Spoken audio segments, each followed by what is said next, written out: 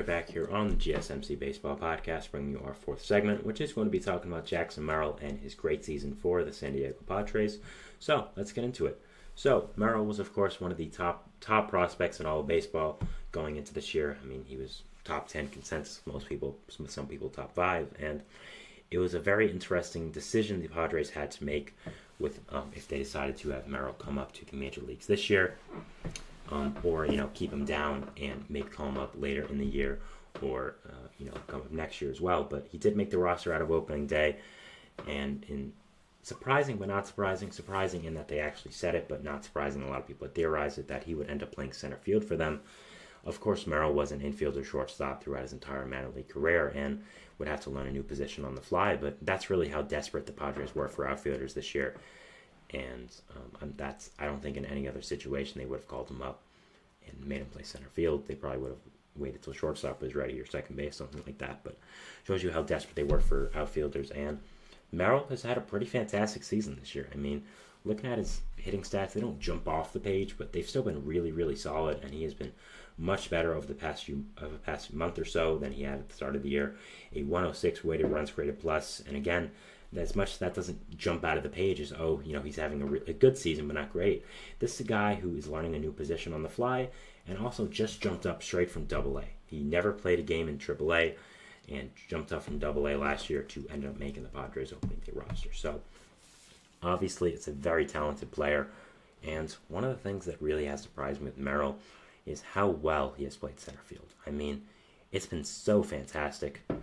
His defense has been really, really great, and that's so surprising for a player who, again, is really learning his position on the fly. Had never played the outfield in professional baseball before, and the Padres said, you know what, we want you in the lineup, you're a shortstop, you're athletic, go play center field, go out there, get him, kid.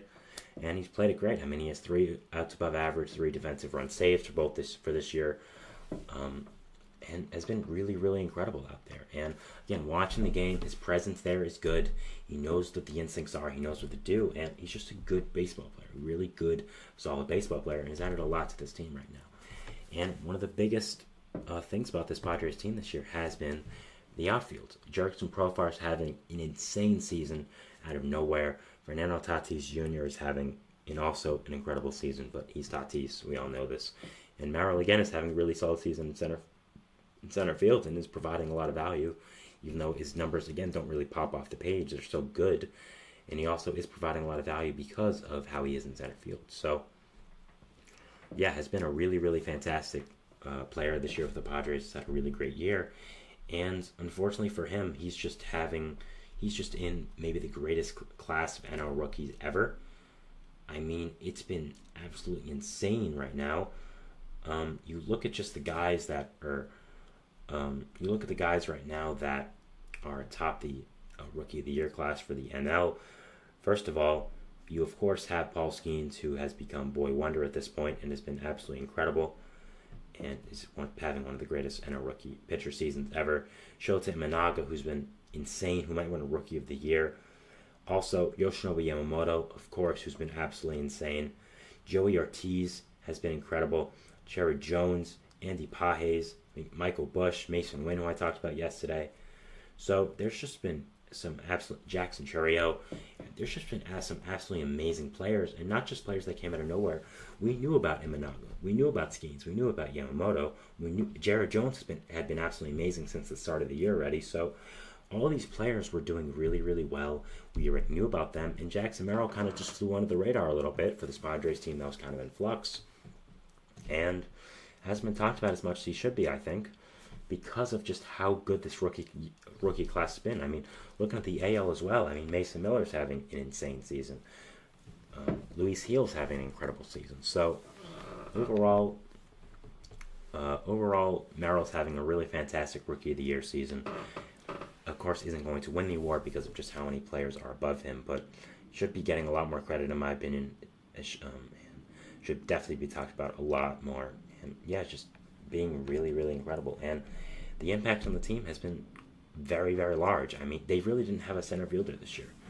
You were going to have Jose Azucar starting consistent games for you, and you now have Jackson Merrill in the 5-6 spot in that lineup, hitting playing a good center field, being a nice power lefty bat, and hit a home run against the Mets a few days ago, which was really nice, getting those power numbers up, and it's just going to be a problem in this league for years to come. He's going to be really, really incredible, and yeah, overall, he's just going to be a fantastic player to watch, and is someone that really is just absolutely outstanding and is an amazing, amazing player. So yeah, I think he's gone a little bit under the radar this year with how much talent there is, and is someone I'm definitely watching for the future, and definitely am going to end up watching his career as it unfolds. And also, I think the Padres have a very interesting decision coming up with Jackson Merrill for next year. You, of course, have a crowded infield, which is why Merrill did not end up playing shortstop this year, his natural position, with Jake Cronenworth / Luis Arraez at first base, Xander Bogaerts at second, Ha-Seong Kim at short, Manny Machado at third. Obviously, Bogaerts is hurt right now, so you could have played Jackson Merrill at short or second, but that's a different conversation. But looking at next year, Ha-Seong Kim is going to be a free agent. I don't know how likely it is that they re-sign him. And if you're the Padres, do you move Merrill to shortstop and to fill in for Kim, or do you keep him in center field and try to either re-sign Kim or sign a shortstop? I think that's a very interesting and complex decision the Padres are going to have to make in the next throughout this offseason, I should say. And I don't know what the decision is. He's played very well in center field, but his natural position is shortstop. I'm sure he's better there. And it is a decision they're going to have to make. I'm sure they knew about it, but also it's just nice for them to have the insurance of, if we let this great player in Ha-Seong Kim go, we're still going to be able to have Jackson Merrill there, so we'll be able to play him there. And yeah, should be a very interesting decision the Padres do make. But yeah, looking at the Padres overall as a team this year, they've been really, really good. Of course, we're strictly in command of one of the wild card spots for the NL. Did end up getting swept by the red hot Mets, who were being led by a purple monster, but still are very solid within it. Are very close to a wild card spot right now. Are tied with the Pirates, Giants, Mets, and Nationals. So 5 teams for one wild card spot, which is pretty incredible. And yeah, should be a very interesting team to watch the rest of the year. Again, there's been a lot of rumors circulating around that they are going to be extremely, extremely aggressive at the trade deadline this year. I've already floated the idea of trading for Garrett Crochet and Michael Kopech as a package deal. I think would make a lot of sense. Getting a star pitcher, and then getting also a very solid right-handed reliever, which you definitely need. And we've also already heard their interest in Kopech, of course.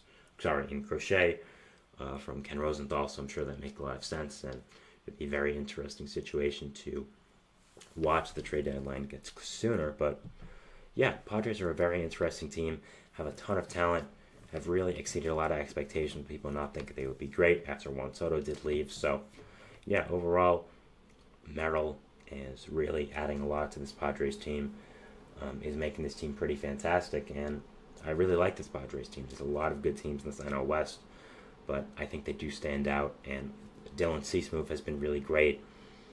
The Luis Arraez move has been absolutely outstanding, has added another dynamic to that lineup that I didn't think was possible. So this Padres team has a lot of talent in it. Jackson Merrill has done a fantastic job this year, fitting in with this team, playing a new position so well, and has done a fantastic job and a fantastic player for them, and is someone I think deserves a lot more credit. If he ends the season with a weighted runs created plus 125 to 130, I think that I really honestly wouldn't be surprised, and I think that he'll make his claim as one of the best center fielders in all baseball going forward.